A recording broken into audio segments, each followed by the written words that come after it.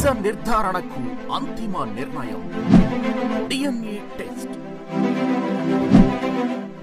ఉన్నది ఉన్నట్లుగా వాస్తవాలను శోధించి వివరించే మన DNA టీవీ, మన రాష్ట్రం, మన ఛానల్. నమస్కారం, వార్తలకి స్వాగతం. ఈనాటి ముఖ్యాంశాలు. శ్రీశైలం బ్రహ్మోత్సవాలకి సీఎం చంద్రబాబుకు ఆహ్వానం.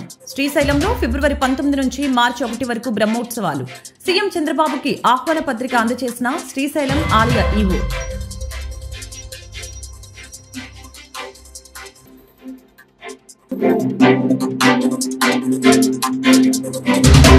కేసీఆర్ కు బర్త్డే విషెస్ తెలిపిన డిప్యూటీ సీఎం పవన్ కళ్యాణ్. నేడు కేసీఆర్ పుట్టినరోజు. బీఆర్ఎస్ వెల్లువ. మరెన్నో సంవత్సరాల పాటు ప్రజాసేవలో గడపాలన్న పవన్ కళ్యాణ్.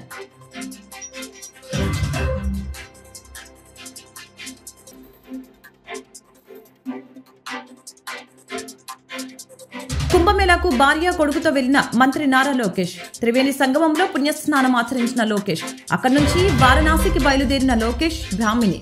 వారణాసి నుంచి విజయవాడకు తిరుగు పయనం. ఈ నెల 26న మహాశివరాత్రిని పురస్కరించుకుని సుప్రసిద్ధమైన శైవక్షేత్రం శ్రీశైలంలో బ్రహ్మోత్సవాలు నిర్వహిస్తున్నారు. తాజాగా శ్రీశైలం మల్లన్న బ్రహ్మోత్సవాలకి రావాలంటూ ఏపీ ముఖ్యమంత్రి చంద్రబాబును ఆలయ కమిటీ ఆహ్వానించింది. శ్రీశైలం బ్రహ్మోత్సవాలు ఫిబ్రవరి 19 నుంచి మార్చి 1 వరకు నిర్వహించనున్నారు. ఇవాళ ఉండవల్లి నివాసంలో సీఎం చంద్రబాబును కలిసిన శ్రీశైలం బ్రహ్మరాంబిక మల్లికార్జున స్వామి ఆలయ ఈవో ఎం శ్రీనివాసరావు ఆహ్వాన పత్రిక అందజేశారు. ఈ సందర్భంగా శ్రీశైలం ఆలయ వేద పండితులు సీఎం చంద్రబాబుకి స్వామివారి చిత్రపటాన్ని బహుకరించారు. ప్రసాదాన్ని అందించి వేద ఆశీర్వచనం పలికారు. సీఎంను కలిసిన వారిలో శ్రీశైలం ఎమ్మెల్యే బుడ్డా రాజశేఖర్ రెడ్డి కూడా ఉన్నారు. తెలంగాణ మాజీ ముఖ్యమంత్రి బీఆర్ఎస్ పార్టీ అధినేత కేసీఆర్ ఇవాళ పుట్టినరోజు జరుపుకుంటున్నారు. ఈ సందర్భంగా ఆయనకు AP deputy CM Pawan Kalyan wishes తెలిపారు. తెలంగాణ మాజీ ముఖ్యమంత్రి బీఆర్ఎస్ పార్టీ అధ్యక్షుడు కల్వకుంట్ల చంద్రశేఖర్ గారికి హృదయపూర్వక జన్మదిన శుభాకాంక్షలు. ఆయురారోగ్యాలు, సుఖ సంతోషాలు, నిరంతర శక్తితో మరెన్నో సంవత్సరాల పాటు ప్రజా సేవలో గడపాలని ఆకాంక్షిస్తున్నాను అంటూ పవన్ కళ్యాణ్ ఓ ప్రకటనలో పేర్కొన్నారు. ఏపీ మంత్రి నారా లోకేష్ తన భార్య బ్రాహ్మిణి, కుమారుడు దేవాంశులతో కలిసి మహాకుంభమేళకు వెళ్లారు. ప్రయాగ్రాజ్లోని త్రివేణి సంగమంలో పుణ్యస్నానం ఆచరించారు. అనంతరం అక్కడి నుంచి బయలుదేరి వారణాసికి వెళ్లారు.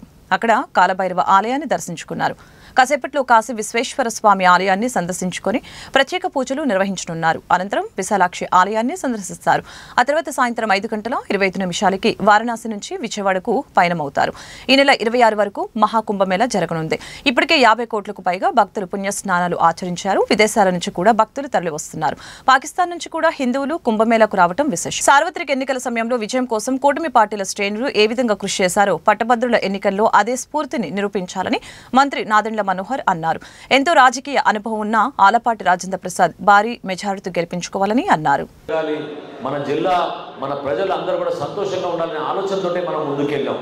అదే విధంగా ఎప్పుడైతే కూటమిలో భాగంగా నన్ను అభ్యర్థిగా డిక్లేర్ చేశారో మనస్ఫూర్తిగా ఆ ఎన్నికలలో ఆలపాటి రాజేంద్ర ప్రసాద్ గారు మన విజయం కోసం, మన విజయం ఎందుకంటున్నారంటే ఇందాక దుర్గేష్ గారు అన్నట్టు ఈ బాధ్యత కేవలం వ్యక్తిగతంగా ఒకరిద్దరు కాదు, మన పార్టీల పరంగా మన బాధ్యత తీసుకోవాలి. ఎంతమంది ఓటర్లు ఉన్నారనేది కాదు, మనందరం కూడా రాజకీయంగా ముందుకెళ్లే విధంగా కలిసికట్టుగా నిలబడాల్సిన అవసరం ఖచ్చితంగా ఉంది. ఏ విధంగా ఆయన కష్టపడి ఆ రోజున పనిచేసి నా విజయానికి ఆయన సహకరించారో ఖచ్చితంగా 100% మనందరం కూడా అదే విధంగా బాధ్యత తీసుకోవాలని నేను మనస్ఫూర్తిగా మిమ్మల్ని అందరూ కూడా కోరుతున్నాను.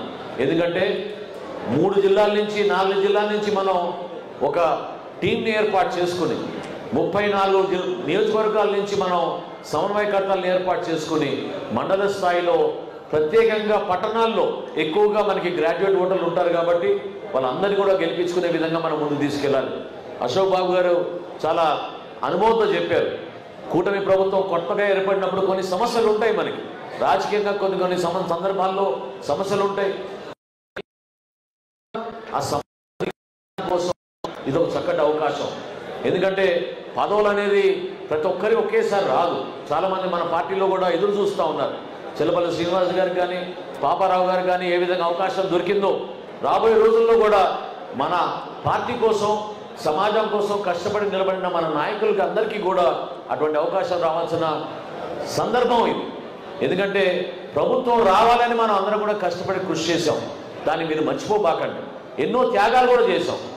ఏ విధంగా పవన్ కళ్యాణ్ గారు ఆ రోజున భారతీయ జనతా పార్టీ తోటి సమావేశం ఏర్పడినప్పుడు ఆ పార్టీకి మనం అందించాల్సిన సీట్ల విషయంలో ఎక్కడ కూడా అడుగు వెనకేయకుండా ఆయనే స్వయంగా ముందుకొచ్చి 4 శాసనసభ స్థానాలు 2 పార్లమెంట్ స్థానాలు భారతీయ జనతా పార్టీకి ఇస్తే గౌరవంగా ఉంటుందని పెద్దలు అడిగినప్పుడు ఆయన ఏమాత్రం కూడా ఒక్క క్షణం కూడా ఆలోచించకుండా కూటమి కలిసి ఉండాలి, కలిసి ఉంటేనే మనం విజయం సాధించగలుగుతాం అనే ఆలోచనతో ఆ రోజున ఆయన నిర్ణయం తీసుకున్నారు.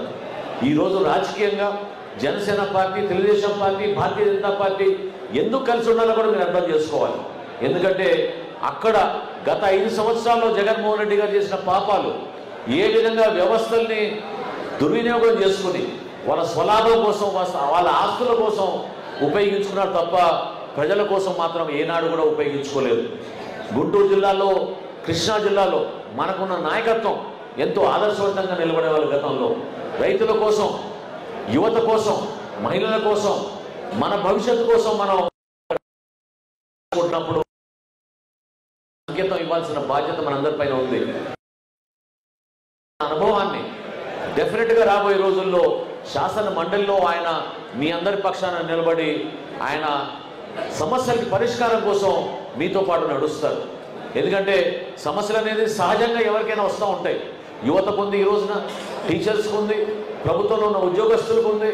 ప్రతి బీజేపీ 11 ఏళ్ల పాలనలో ఆంధ్రప్రదేశ్ రాష్ట్రానికి జరిగిన మేలు ఏమీ లేదని, ఆదాని అంబానీల ఆర్థిక లాభం కోసం మాత్రమే బీజేపీ పనిచేస్తుందని మాజీ కేంద్ర మంత్రి చింతా మోహన్ విమర్శించారు. విజయవాడ గాంధీనగర్ ప్రెస్ క్లబ్ నందు నిర్వహించిన మీడియా సమావేశంలో ఆయన మాట్లాడారు. దేశంలో బీజేపీ స్థాయి పడిపోయిందని చెప్పారు. భారతదేశం ప్రజాస్వామ్యం నాశనం అవుతుందని అన్నారు. ఈవీఎంల మూలంగానే బీజేపీ గెలుస్తుందని చెప్పారు. సుప్రీంకోర్టులో ఈవీఎంల జడ్జిమెంట్ కోసం కూడా 500 కోట్ల లావాదేవీలు జరిగాయని ఆరోపించారు. కూటమి పాలనలో ఆంధ్రప్రదేశ్లో అభివృద్ధి ఎటుపోయిందని అన్నారు. రాష్ట్రంలో శ్రీకాకుళం నుంచి రాజమండ్రి వరకు అభివృద్ధి లేదని చెప్పారు. చంద్రబాబు ప్రకటించిన సూపర్ 6 ని చూసి ప్రజలు ఓట్లు వేయలేదని, జగన్ ని చూసి భయపడి మళ్లీ వస్తే రాష్ట్రం నాశనం అవుతుందని భావించి ఓట్లు వేశారని అన్నారు. కానీ రాష్ట్రంలో అభివృద్ధి మాత్రం యథారాజా తదా ప్రజాగా ఉందని చెప్పారు. ఎలా వచ్చింది ఎవరికి తెలుసు? ఈ విధంగా భారతదేశ ప్రజాస్వామ్యం నాశనం అయిపోతా ఉందని తెలియజేస్తూ ఆంధ్రప్రదేశ్ రాష్ట్రం ఏంది? ఆంధ్రప్రదేశ్ రాష్ట్రం రాత్రి ఏం జరిగింది? అనంతపూర్లో సెంట్రల్ యూనివర్సిటీలో విద్యార్థినులు ఆడ అమ్మాయిలు, చదువుకుంటున్నట్టు అమ్మాయిలు బాత్రూమ్కి పోతే ఫోటోలు తీస్తున్నారు అర్ధరాత్రి పూట నిచ్చెనేసుకొని. ఏమవుతా ఉంది ఆంధ్రప్రదేశ్ రాష్ట్రం? నేను అడుగుతున్నా మా ఊరబ్బాయి చంద్రబాబు నాయుడిని, నాకు 50 సంవత్సరాలుగా తెలుసు. అనంతపూర్లో అర్ధరాత్రి అమ్మాయిలు పోతే, బాత్రూమ్ పోతే ఫోటోలు తీసేదేంద్రా బాబు? చంద్రబాబు ఎక్కడున్నావు? ఏది నీ పరిపాలన? ఏం చేస్తున్నావయ్యా? ఎందుకయ్యా ఈరోజు తిరుపతికి వెళ్తున్నావు?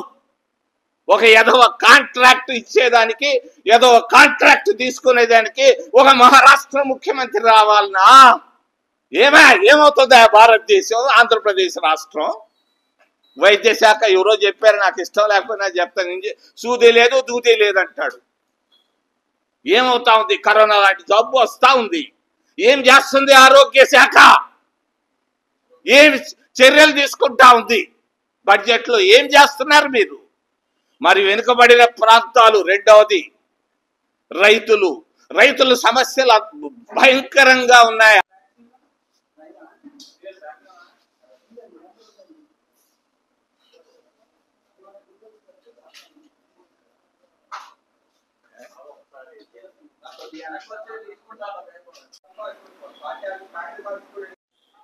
నేను పుట్టిందే హరిజన హాస్టల్లో, మీకు అర్థాలు లేనప్పుడు.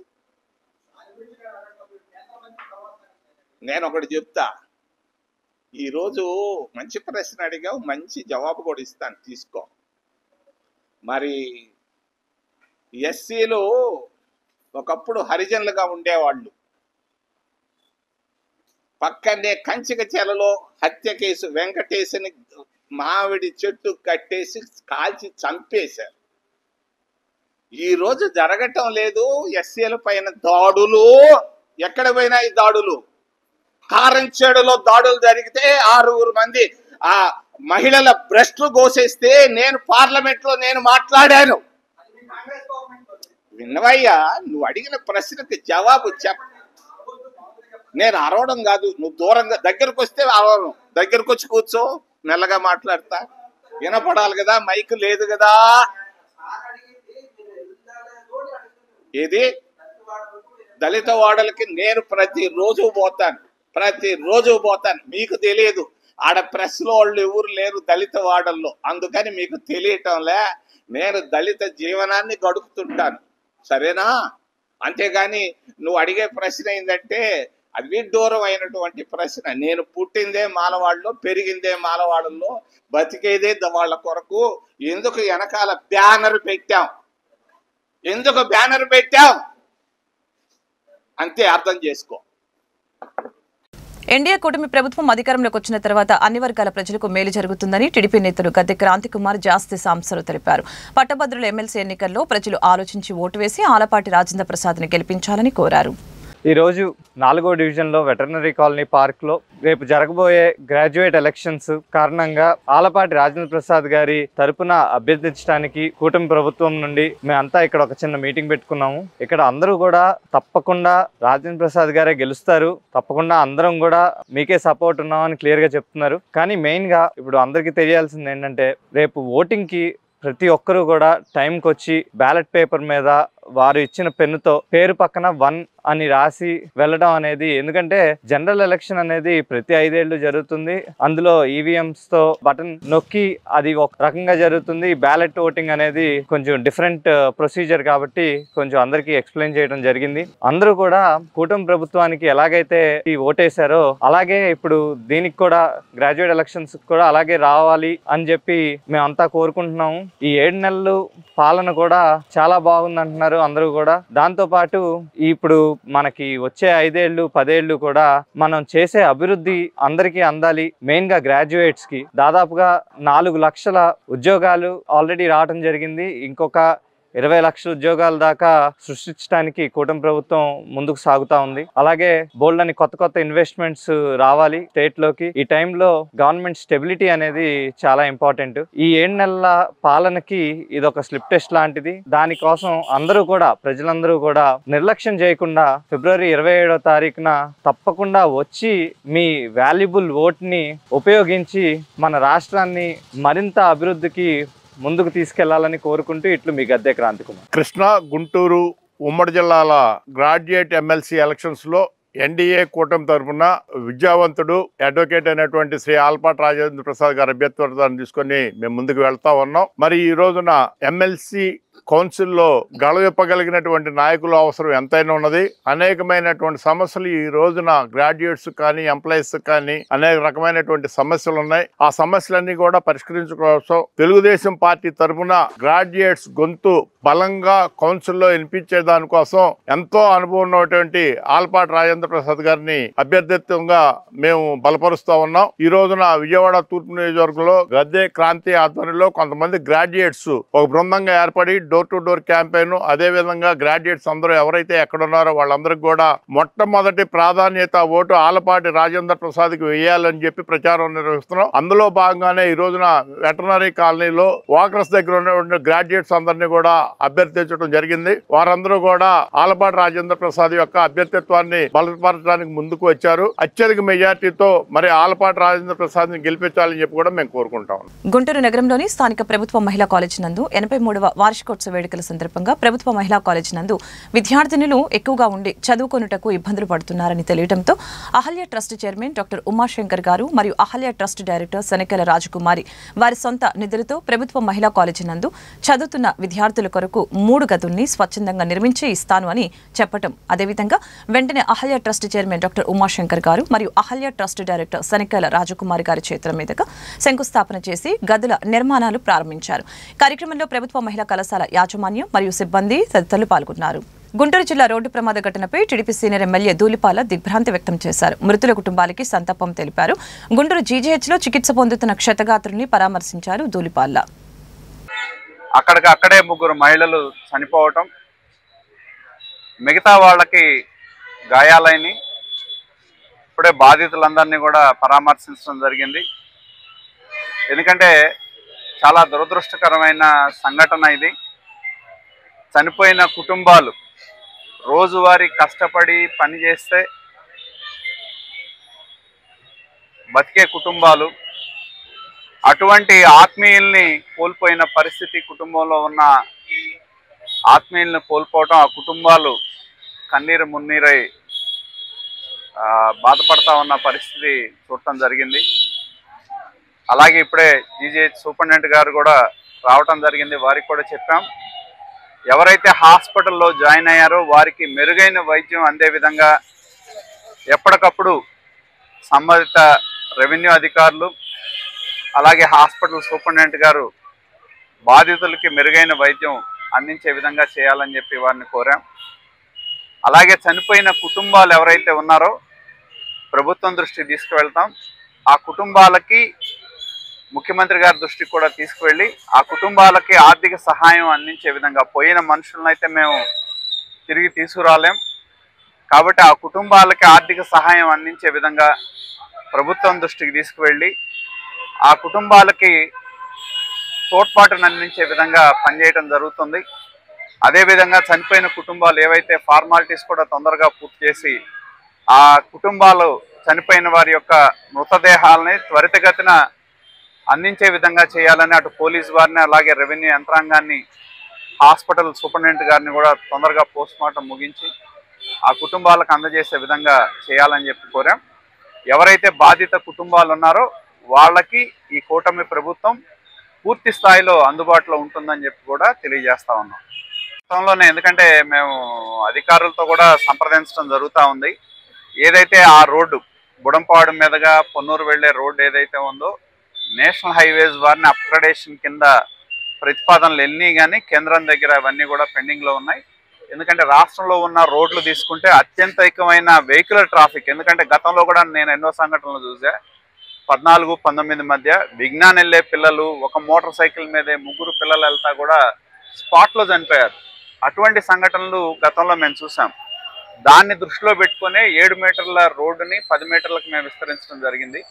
దీనివల్ల ఏంటంటే ఇప్పుడు 3 వెహికల్స్ సమాంతరంగా వెళ్లే అవకాశం ఉంది ఆ రోడ్డు మీద. కానీ ఏంటంటే ఇవాళ వెహికులర్ ట్రాఫిక్ పెరిగిన నేపథ్యంలో మాకున్న డేటా ప్రకారం కూడా దాదాపు 22,000 వెహికల్స్ ఆ రోడ్డు మీదుగా ప్రయాణించే ఇది ఉంది. కాబట్టి ఆ నేపథ్యంలో నేషనల్ హైవేస్ కింద అప్గ్రేడేషన్ చేయాల్సిన ప్రధానమైన రోడ్లో కూడా అది ఉంది. అది మన ఎంపీ గారు, కేంద్ర మంత్రి గారి దృష్టికి కూడా తీసుకెళ్ళాం. అలాగే బాపట్ల ఎంపీ ఎవరైతే ఉన్నారో వాళ్ళ దృష్టికి కూడా తీసుకెళ్ళడం జరిగింది. ఎందుకంటే ఆ రోడ్డు బుడంపాడు దగ్గర మొదలయ్యి బాపట్ల వరకు కూడా ఆ రోడ్డు వెళ్తూ ఉంటుంది. అక్కడికి వెళ్ళి ఏదైతే 214A అనే కొత్త హైవే ఏవైతే ఉందో దానికి కనెక్టింగ్గా ఉండే విధంగా ఈ హైవే ఉంటుంది. కాబట్టి ఇటు చెన్నై హైవే అలాగే కత్తిపూడి నుంచి వచ్చే హైవేకి అనుసంధానం చేసే రోడ్డు కాబట్టి దాన్ని ఇంప్రూవ్ చేసే విధంగా చేయాలని చెప్పి కూడా అటు బాపట్ల ఎంపీ గారిని అలాగే మన ఎంపీ గారిని కూడా కోరటం జరిగింది. కాకపోతే ఏంటంటే కేంద్రంలో ఇప్పుడు అప్గ్రేడేషన్ ప్రతిపాదనలు అనేవి ప్రస్తుతానికి పెండింగ్ ఉన్నాయి. వాటిని పరిశీలించాలని చెప్పి కూడా కోరటం జరుగుతూ ఉంది. నేను ఇందాక అదే చెప్పా, ఖచ్చితంగా ప్రభుత్వం అయినా మేమైనా అంతా ఒకటే. ఖచ్చితంగా మా వంతు ఆ కుటుంబాలు మనోధైర్యంతో నిలబడటానికి ఏ రకమైన సహకారం అందించాలన్నా మేము సిద్ధంగా ఉంటాం. అది అంత సివియర్గా ఎవరు లేరు, అందరికీ నార్మల్గా ఉన్నాయి. ఒక అతనికి డిస్లొకేషన్ అయింది. మిగతా వాళ్ళు ఏంటంటే ఇన్సిడెంట్లో ఆ రాడ్లు అన్నీ నొక్కుపోవటం వలన పెయిన్స్ ఎక్కువగా ఉన్నాయి. కొంతమందికి రిప్స్ ఇరిగినాయి ఒకళ్ళిద్దరికి.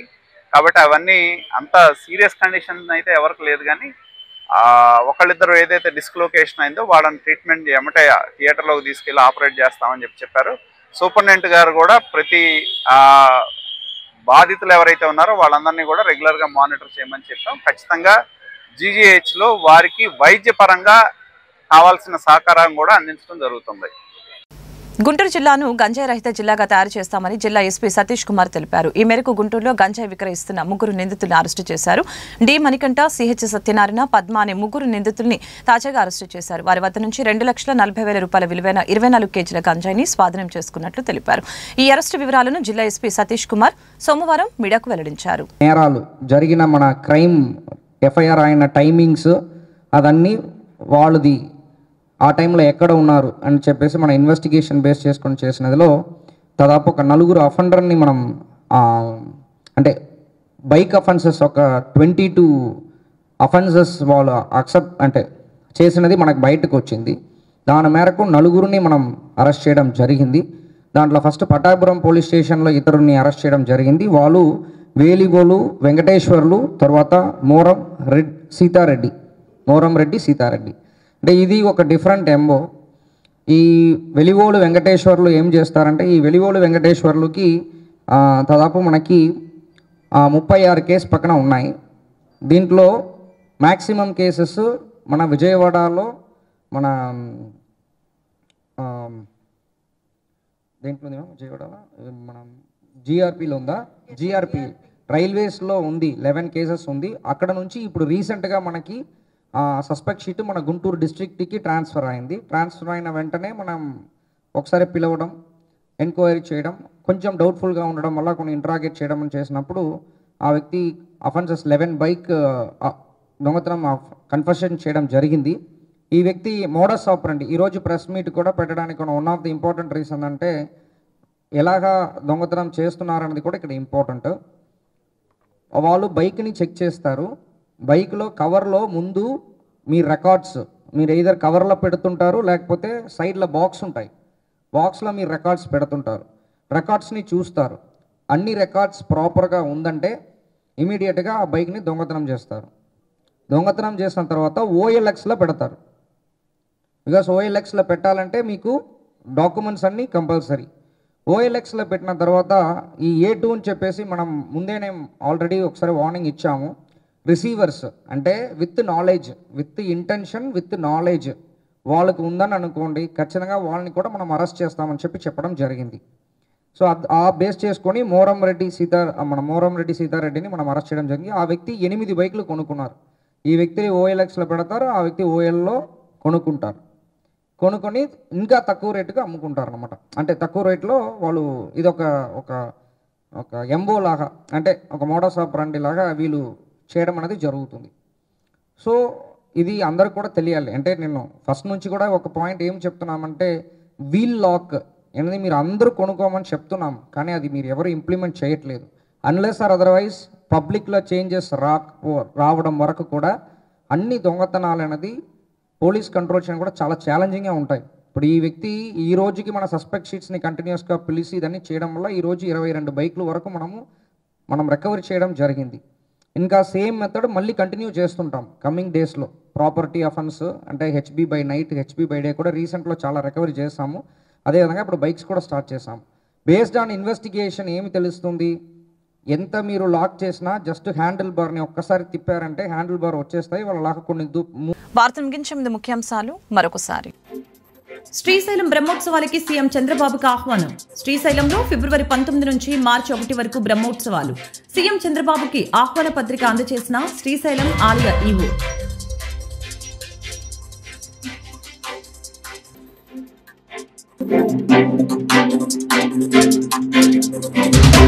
కేసీఆర్ కు బర్త్డే విషెస్ తెలిపిన డిప్యూటీ సీఎం పవన్ కళ్యాణ్. నేడు కేసీఆర్ పుట్టినరోజు. బీఆర్ఎస్ వెల్లువ. మరెన్నో సంవత్సరాల పాటు ప్రజాసేవలో గడపాలన్న పవన్ కళ్యాణ్.